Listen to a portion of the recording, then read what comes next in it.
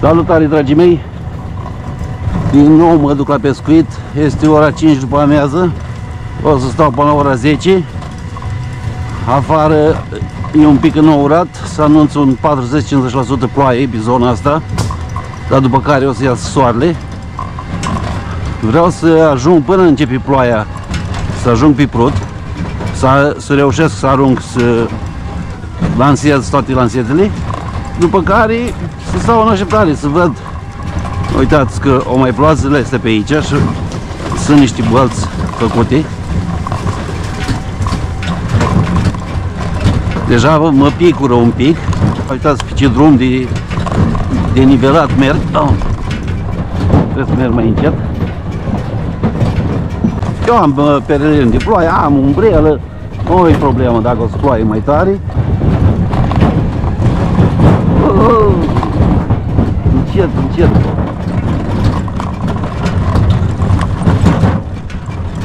Drumurile sunt ca pentru tractoare.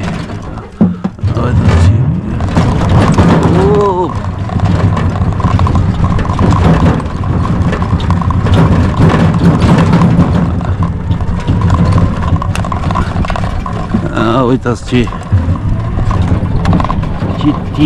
tir m-am întâlnit.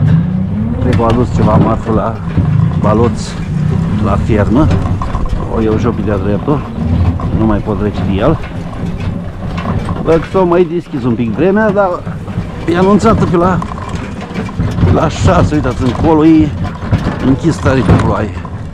La 6 încolo e anunțată 40-50%. Da, posibil cu ploaie, la deal încolo 5 ori negri sunt.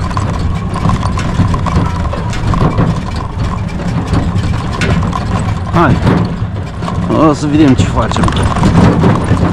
O să mai filmez și din apropierea Prutului. Să vedem, găsesc locul liber, găsăm vescari, găsăm și noi un culcuș pe undeva. De picura, văd că mă picură. Da, da. Am un nor deasupra care văd că picură așa încetișor. Picură.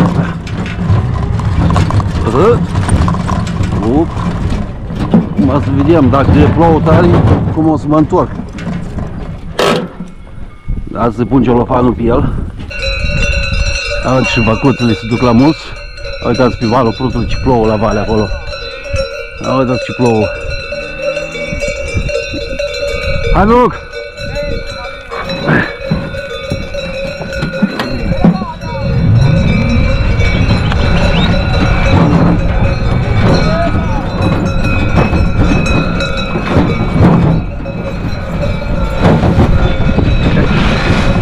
Nu stă pe boardă, că m-am făcut eu. Astăzi fac eu ceva să stie. De asta e așa, să pune pe bord cum trebuie. Asta îl prind eu cu un clip și de aici. Uitați, doamne. Băi, uitați cum stă. Nu știu dacă se vede că camera e mai sus, dar vă recomand celor care aveți tricicluri să aveți grijă cum le folosesc cu ploaie. Pentru că aici pe la butoane, îți dați seama, nu sunt făcute să stea în apă. Și după aia e în calamină cablurile pe acolo și vă treziți că nu vă pornește, că vă dă erori. Deci e important de a stupat bordul. E parte electrică, pot să fac un scurt. Intră pe la piesele astea de la bord, pe acolo, pe la placa de bază.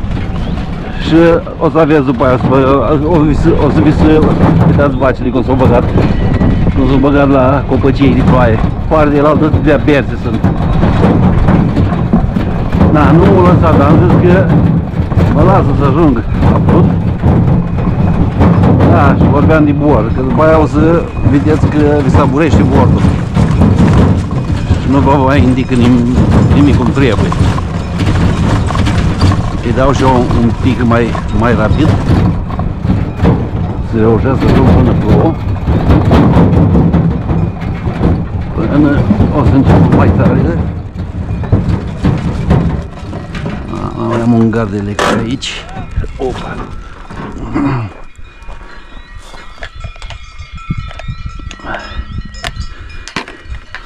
Da, eu v-am zis că vă filmez așa un pic toate fazele. Azi e un pic de aventură așa pentru mine. Am terminat și treaba acasă. Mi-am propus să merg la pescuit. Păi, dar unde am pus capul ăla? Că dacă nu-l ții de aici, te corentează, știi, mai ales când e ud afară. Știi cum te corentează? Nu știu dacă se pune aici, nu știu, nu se pune. Aici se pune.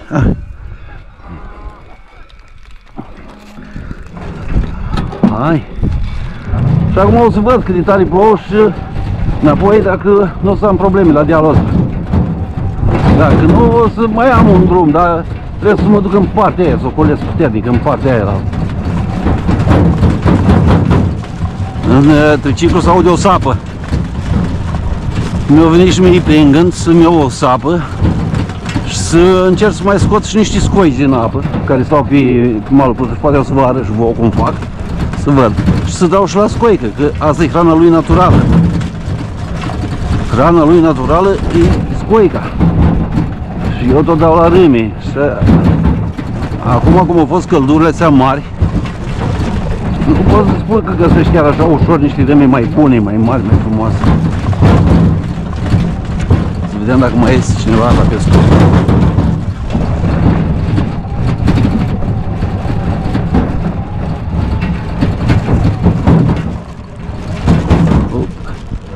Aici o sapat, data trecută o sapat ploaia. Asta e problema cu triciclul, că pe ud nu prea vrea deloc. Cauciucile astea sunt destul de slabe pentru la aderență. Azi sunt mai mult pentru asfalt și o să caut cu timpul. Deocamdată, dacă de rar vin eu, o să caut cu timpul să-mi pun niște cauciucuri în alea cu freații mari, eu frot, să văd și cu alea cum o să mă descurc pe dealurile astea pe aici. Da, să nu râdeți de mine cu chestia asta cu celofanul, dar îmi confiră siguranță, pentru că, uitați, vin pe malul Prutului, ești singur și dacă se defectează, iau la picior după aia și unul pe sat, să vină cineva să te ajute, să te tractezi. Deci e niște măsuri de protecție, tot trebuie să ții. Ia uite că începe și mai tare.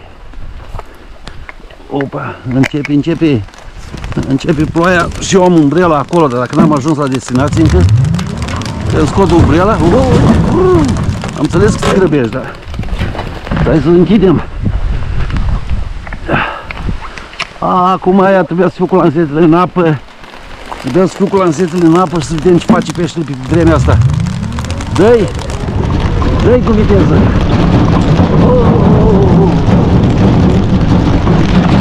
Acum ați înțeles ce am pus eu celofanul ăsta?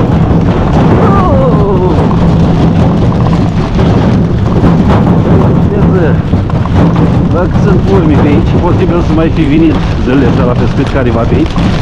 Când o să ajung pe copaci, o să fiu un pic mai dos. Hai să sap aia ce-mi sare în spate.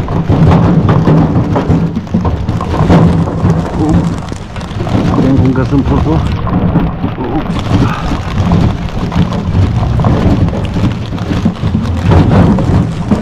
Aici e un pic mai greu de intrat. Acum o să-l parchez fără că nu-i nimeni. O să-l parchez cu fața la... Stai, îmi bag vreo creangă în asta pe la roț. Dar e cam mare, mă. E cam mare. O să-l parchez un pic îndreptat spre deal, ca apa să se scurgă, să nu se ducă la motor. Deci astea sunt așa nici mici secrete de ale mele. Ați înțeles? Cam așa. Apa să se scurgă de pe el, să nu se ducă la motor. Aici deja e un pic mai dos. Închidem bordul. Da, bine ați venit cu mine din nou la Prut. Pe o vreme superbă. Uitați cum plouă. E clar că au fost ceva pescari, văd că niște pripoane noi pe aici. Trebuie să lansez. Uite, am scăzut jos. Am scăzut jos. Da. Uitați cum apa scurge jos aici. Deci cam așa ceva să faceți și voi cu triciclul. Nu ajunge nici la baterii, nu ajunge nici la motor. Pe bord mi-am protejat bordul să nu mi-ajungă apa la butoane. În rest pot scurg oriunde. Afară plouă mărunt, mocălește așa.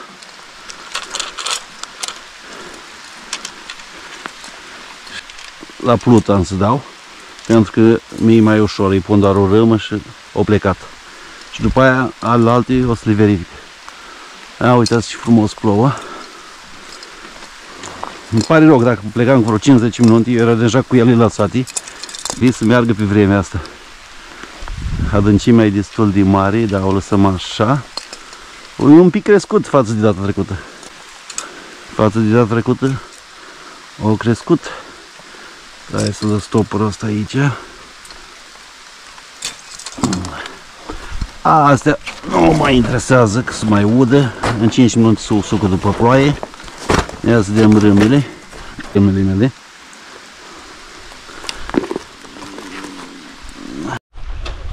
Hai să facem prima lansare. Asta e rău, că uite, deja te alunici pe mal. Frutul a crescut, dar trecut eu așa.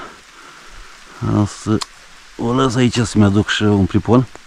Dar trecut eu vedeam scoici pe apă, de asta mi-am mult o sapă, să mă bag de aici să le trag, ca să dau și la scoică. Acum o să văd, deja se vede iarba, nu știu dacă o să mai văd scoici. Nici nu pot să mai mă apropii prea tare, pentru că fiind ud, te alunici. Dacă se deschide de ploaie, încolo e mai înourat. O luat deja o creangă. O lăs așa, uitați, se vede pe mijloc un băț și deja stă strunită. Uite, mai încolo o să ceva. Totuși vine mizerie. Vine mizerie în creștere și tulbure. Vine mizerie pe prudnă. Nu e perfect de pescuit. Să vedem mâine, că eu o să vin, da, am o agățătură, am creangă pe fir. Nici nu-i fac nimic, îl lăs, poate pleacă singur cumva. Dar cum am dat, cum am agățat-o din prima.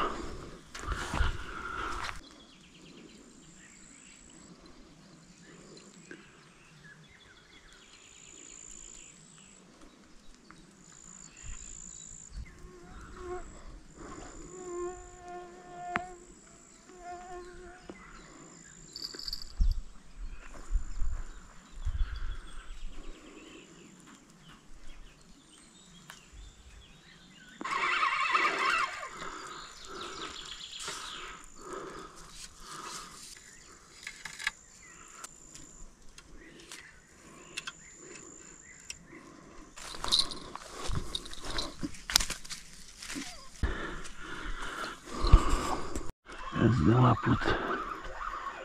La plutanul ceva, dar...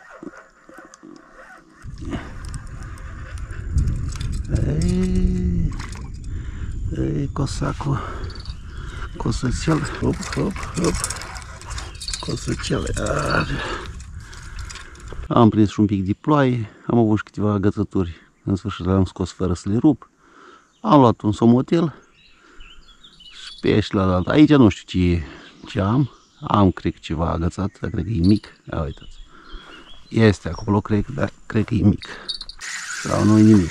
Nu e nimic. Trăgerie. Râmă. Ia uitați. Râmocul mi l-a rupt tot. Asta eu pun-o pe asta, că nu-i de unde. Mai ales că trebuie să vin și mâine. Și trebuie cumva să am și pentru mâine râme. Dacă asta mititel să joacă cu ele, asta îi dăm tot râma asta. Problema că la plută văd că mi s-a rupt pedica. Nu mai ține pedica, nu mai am frână. Deci s-o buli lanseta aia la cât am trântit-o. E și vechi. O să trebuia să-mi schimb lanseta, dar n-am alta de rezervă. Și dacă o să vină vreun pește, de mulina pot să mulinez, dar nu pot să mai lucrez din frână.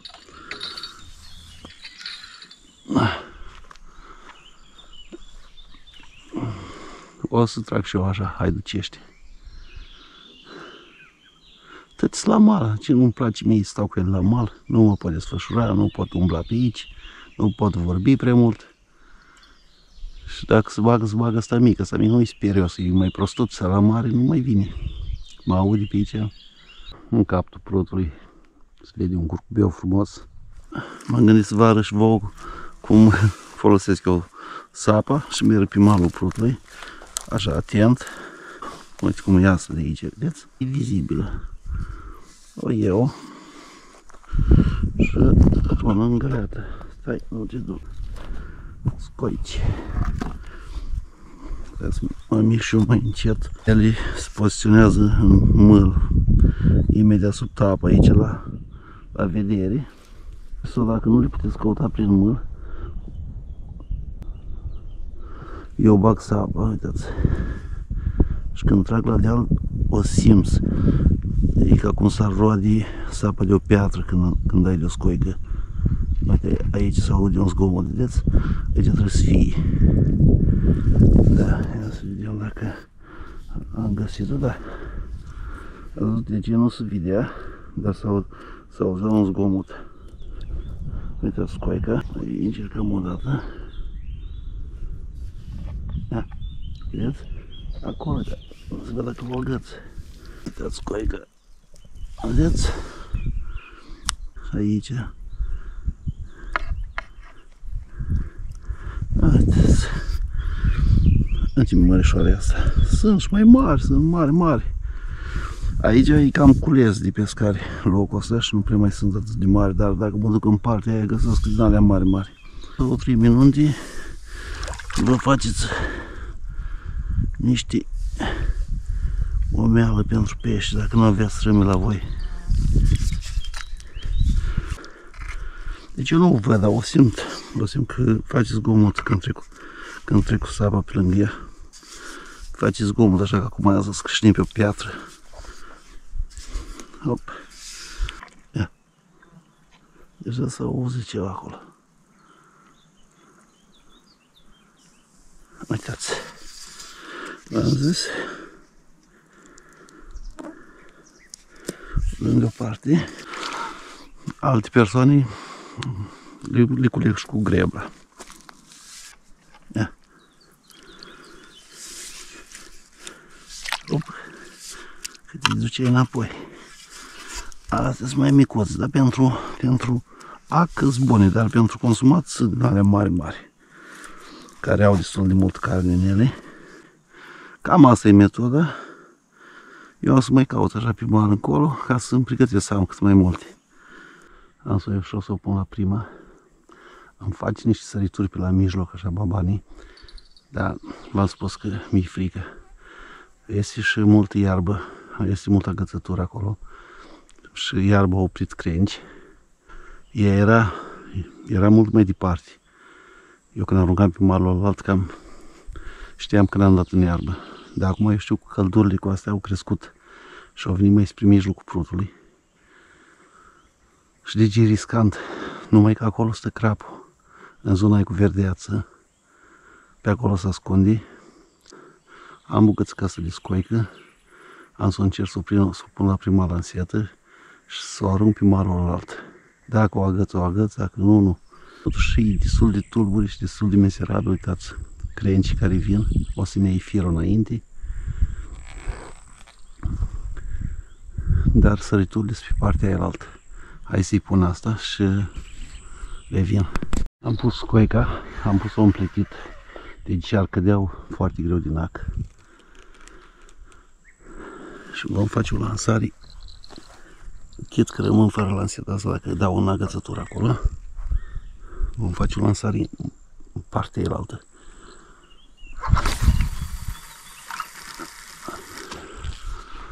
Da, cam pe acolo e și iarba. Dar am să mai mici să-mi agăța cu scoica. Scoica miroasă, e proaspătă, miroasă puternic. O să o găsească dacă o să caute careva pe acolo. Și nu mai umblăm la asta. De acum o să le mai încarc pe astea, să văd tot ce am făcut. Vine mizerii pe apă. Am să văd mâine cum îl găsesc, dar acum văd că deci cumva din 5 parcă e mai rapid, un pic crescut, tulburi.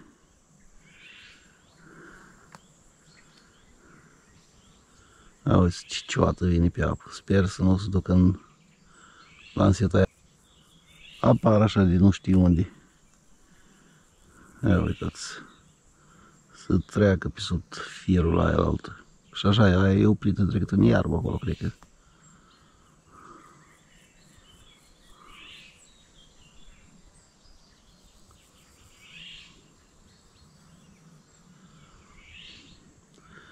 E frumos, au plouat un pic, au răcorit.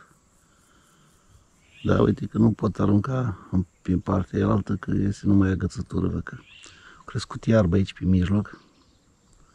Uite cum vinea mai pe aproape de mal, acum s-a dus și văd că are și o crenguță în sus. Aia să nu mi agăță.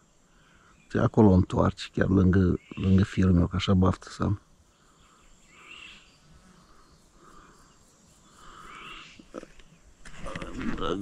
Dacă eu mă duc să o ridic. Da, mă duc să o ridic. Ok, gata, o agățat-o. Să mă duc cu el la vale. L-am văzut? În live, așa.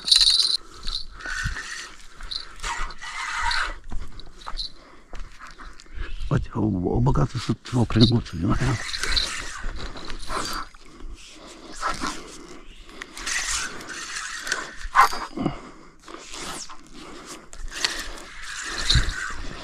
Nu mai mult, să mai mult.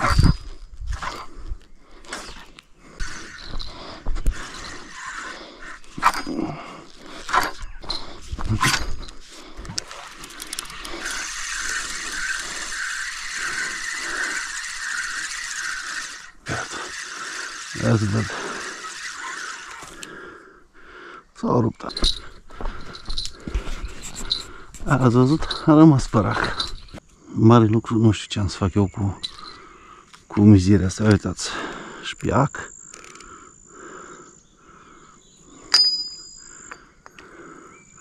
Deci nici trăsăturile nu se cunosc prin iarba asta, că nu știe agățătură sau trage peștele. Am să o fac și pe asta, am să o duc mai încolo, că deja trebuie să-mi schimb poziția. E cam mort. Peștele ar merge, dar e mort, nu poți să arunci nicăieri. Unde arunci agăț. E crescută iarbă pe fund și e iarbă din asta urâtă, care nu se rupe ușor. Am să mă duc să dau una mai încolo, una aici și una în partea elaltă, dar pe aia trebuie să o fac. Deci e două monturi rupte, am pierdut o groază de timp să refac monturile. Hai să o fac pe asta, să o arunc, o refac și pe aia. Acum se înserează și uite, am pierdut și orele bune. N-aș păra astăzi.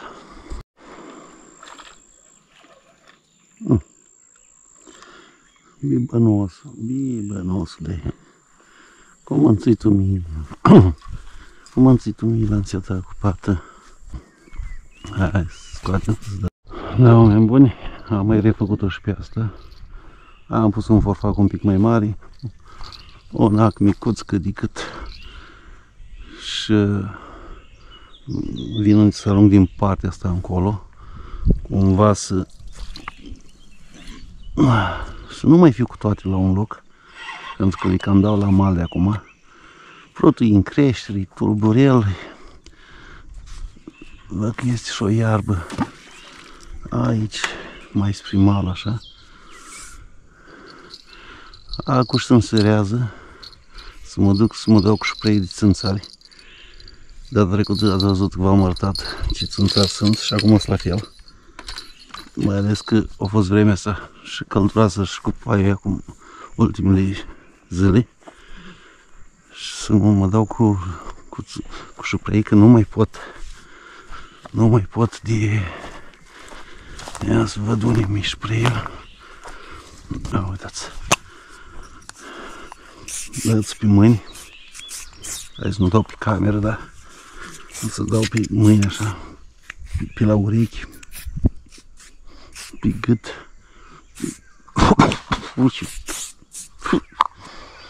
Dau prin spate, pe umeri, trece prin tricou.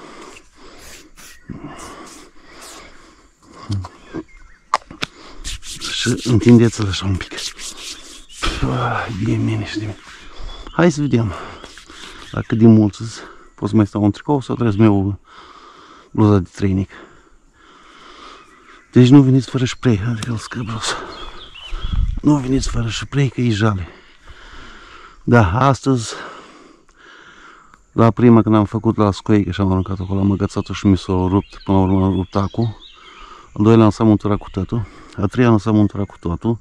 Deja intru în criză, nu mai am din astea plumbi. Deci când mă duc trebuie să-mi iau câte 30-40 de plumbi, cel puțin să am la mine. Deja n-am mai fost de mult, s-o cam terminat rezerva. Încerc să am grijă de ele, să mai pot pescuie și mâine. Mai am eu ceva plumbi, dar sunt de greutate mică. Ăștia sunt mai pentru apă rapidă. Și hai că n-ar fi problemă, că e imediat. Dar uitați, un stopper, un plumb, un vârtej, un ac, timpul care ți-l pierzi, în loc să stai cu ea în apă, stai cu ea pe mal și te derutează, nu mai ești de nici pe alte. Deci aia e nasoleala aici, cu agățatul. Văd că agăț la greu. Toată zona asta care era bunișoară s-a transformat într-o vegetație pe desubt, plus crengi căzute și văd că mizeria care o aduce. Nu știu dacă o să am mari rezultate, cel puțin o să mai vin și mâine, măcar să-l găsesc așa cum e acum, să nu-l găsesc mai rău. Cine știe pe unde mai plouă în seara asta și să-l observ un pic în scădere. Deci apa e nasoală într-un fel acum, cum arată, doar pentru răpitor. Na, suntem aici și trebuie să mergem mai departe, să vedem ce o să putem face, ce mai inventăm. Dar acum sunt unică și deci am rămas cu aia 2 pești, multă muncă și nimic rezultate. Astăzi n-am făcut mare lucru, prutul nu arată bine deloc. Are foarte multe vegetație, foarte multe iarbă vine, se depune pe lansete. Deci am încercat în larg, am încercat la mijloc, agăț, se pune iarbă pe ele, am dat aici mai în mal, singura șansă e vreun somotel dacă s-ar băca, că fiind și un pic tulburel și multă vegetație. Mai e un pic și întunec și de astăzi că poate nu o să se mai vadă chiar foarte bine, eu o să stau până se întunecă, după care o să strâng și o să plec. Și o să vin mâine dimineață. Deci nu știu ce să spun, să mai vin la locul ăsta. Îți caut în altă parte, îți caut alt loc. Dar pe locul ăsta, deocamdată, nu prea se poate pescui din cauza la vegetația asta, doar la mal. Doar la mal aș mai putea să fac treabă. E frumos. Văd că se ridic și aburul pe prut. Dar liniște. Dacă le-am dat la mal aici poate ar merge pe noapte. În liniște așa. Acum eu fiind pe aici, slabe șanse. Dacă nu o să mai apară nimic până la plecare, o să închei aici filmul pentru că nu o să mai am vizibilitate bună. Dar dacă o să apară ceva, o să-mi pun lanterna. După care o să plec și o să ne vedem mâine dimineață. Și o să continui filmarea. Poate avea mai multe rezultate mâine. Da, oameni buni, este ora 6 fără un sfert dimineața. Am așa să văd malurile prutului, cum se ridică ceața, deci nu se mai vede nici pădurea. E o umezeală mare în aer și o rouă bogată la prima oră.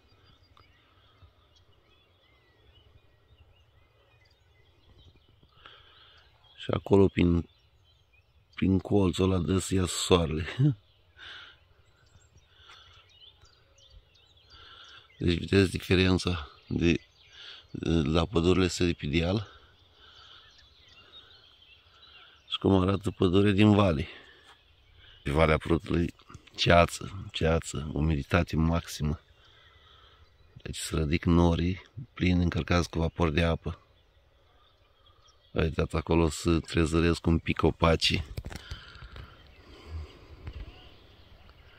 Vedeți vârful la copaci. Jos e ceața de la pământ până sus. Bună dimineața, dragii mei! Vă salut din nou de aici, de pe malul Prutului. Este ora 6 dimineața. Am reușit să am lansat toate lansetele.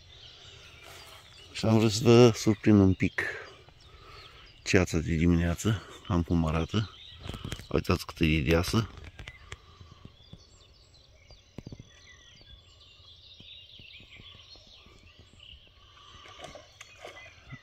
Uitați ce sărituri am acolo pe apă. Deci la prima oră peștele e activ. Prutul parcă ar mai fi scăzut de aseară. O idee. Ca seara eu când am fost, mi se părea că e în creștere. Parcă s-ar mai fi limpezit, se vede un pic mai bine la mal. Și am aruncat să vedem ce iasă. Suntem pe toate la râmă și o să tragem la final o concluzie. Am mai luat un sumuțel, da? Uitați câtă mizerie este, deci, cum am spus și aseară, foarte multă mizerie pe apă. Uitați ce mizerie. De asta nu se poate pescui. Multă verdeață. Nu știu fel de iarbă asta, dar se curăță și greu și se depune pe fir, pe plumb și după aia vibrează. Hai să vedem, mățițele. Unde înghiță băiatul Râmoiu. Hai să duc pensia. Uite la asta, deja trage. Trage de râmă. Da, de la prima oră am luat o scumpie din asta micuță, dar are niște clei pe dânsul. Vedeți, ea se dea necos. Asta îl ajută prin apă să alunice. Hai, fugi. Fugi, băiată. Așa. Aici o sărit o broscuță. Da, plutică, parcă. Tras vreo două cioculețe, s-o fi băgat un buzănaș. Op. Hai sus, domne.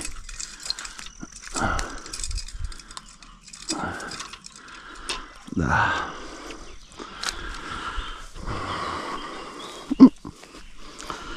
E bun la prima oră. Ia uitați, pe pădure, este activitate, un cățel latră foarte tare. O fi surprins vreun animal, un porc, ceva.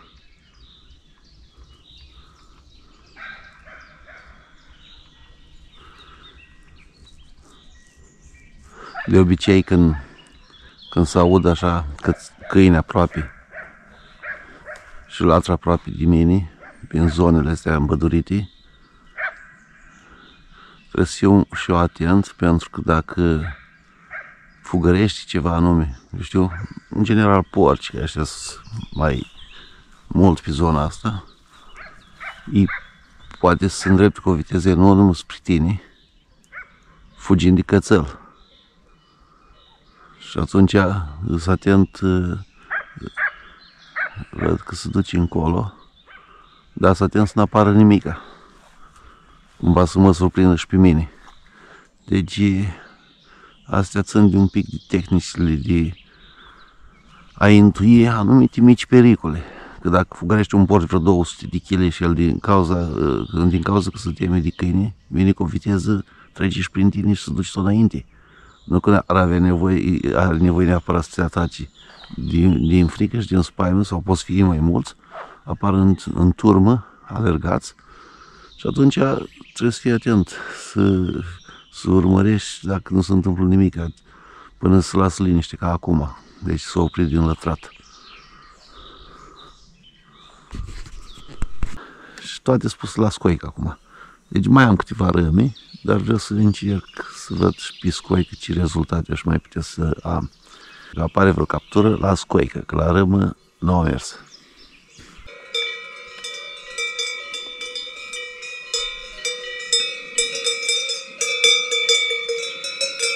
Da, oameni buni, este ora amezii, nu vrea, o să strâng să plec și eu acasă. Mea este frumoasă, e superbă, dar frutul e plin de iarbă. Le-am scos pe toate cu iarbă. Într-adevăr, am mai prins, n-am mai postat, am mai prins costruși din ăștia mai mici, dar nimic mai mare. Dimineața era superb, ați văzut, ceață, frutul promitea, dar pentru că arată cum arată, deci e tulburi, într-adevăr, au scăzut.